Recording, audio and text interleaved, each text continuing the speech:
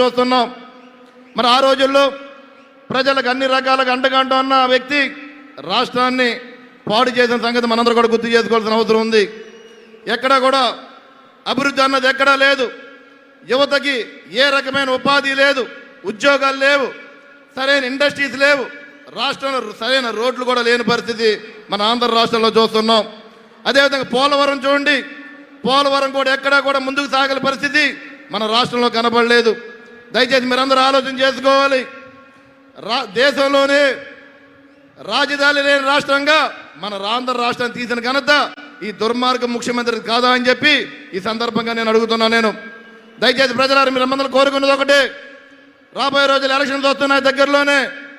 ఏదైతే ఈ ఎన్డీఏ కూటమి ఉందో ఈ కూటమి ద్వారానే రాష్ట్రంలో మంచి ప్రభుత్వాన్ని అందించే విధంగా మన రాష్ట్రానికి ఉంటుందని చెప్పి సందర్భంగా తెలియజేసుకుంటూ, అదేవిధంగా కేంద్రంలో కూడా మన మోడీ గారు మూడోసారి మరి ఆయన ప్రధానమంత్రిగా అయ్యే అవకాశాలు ఉన్నాయి. కాబట్టి మరి ఈ కూటమిని రాష్ట్ర ప్రజలు అదేవిధంగా దేశ ప్రజలందరూ కూడా మరి సపోర్ట్ చేస్తారని తెలియజేసుకుంటూ, మరి ఈ కార్యక్రమానికి అవకాశం ఇచ్చినటువంటి పెద్దలందరూ కూడా పేరు పేరు ధన్యవాదాలు తెలియజేసుకున్నాం.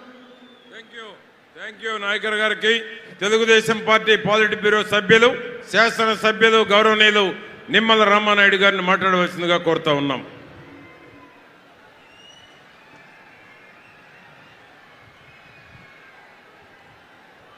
అందరికీ నమస్కారం. ఈ ప్రజాగళం 5 కోట్ల ఆంధ్రుల గళం. ఏదైతే ఈ జగన్మోహన్ రెడ్డి 5 సంవత్సరాల మోసపూరితమైనటువంటి దగా పాలన నిరసిస్తూ జగన్ విముక్తి ఆంధ్రప్రదేశ్ కోసం భారతీయ జనతా పార్టీ, తెలుగుదేశం, జనసేన గళం ఈ ప్రజాగళం. ఏదైతే ఒక్క ఛాన్స్ అని ఆ రోజు అధికారం ఇస్తే ఈ రాష్ట్రానికి రాజధాని లేకుండా చేశాడు జగన్. మరొక ఛాన్స్ ఇస్తే రాష్ట్రాన్నే లేకుండా చేసేటువంటి పరిస్థితి ఏదైతే ఉందో దానికోసమే నిరసిస్తూ ఇవాళ ఈ ప్రజాగళం అని చెప్పి తెలియజేస్తూ ఉన్నా. ఒక్క ఛాన్స్ అని ఇస్తే ఆ రోజు మీరందరూ చూశారు.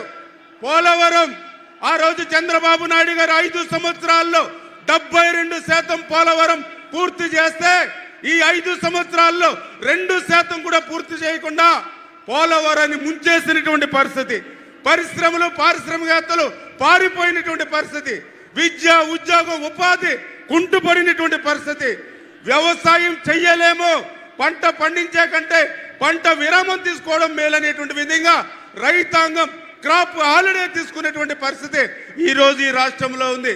అందుకే 5 కోట్ల ఆంధ్రుల భవిష్యత్తు కోసం, ఆంధ్రప్రదేశ్ భవిష్యత్తు కోసం ఈ ప్రజాగళం అని చెప్పి మీ ద్వారా అందరికీ కూడా తెలియజేసుకుంటూ సెలవు తీసుకుంటున్నాం. థ్యాంక్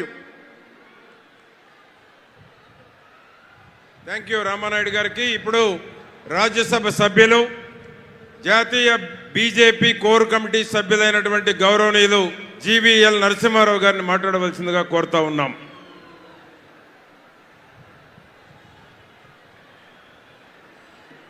భారత్ మాతాకి. ఇప్పుడే దేశ ప్రధాని నరేంద్ర మోదీ గారు మన చిలకలూరుపేట గడ్డపై కాలు పెట్టారు. భారత్ మాతాకి. వారి దాకా మన వాయిస్ వినిపించాలి. భారత్ మాతాకి.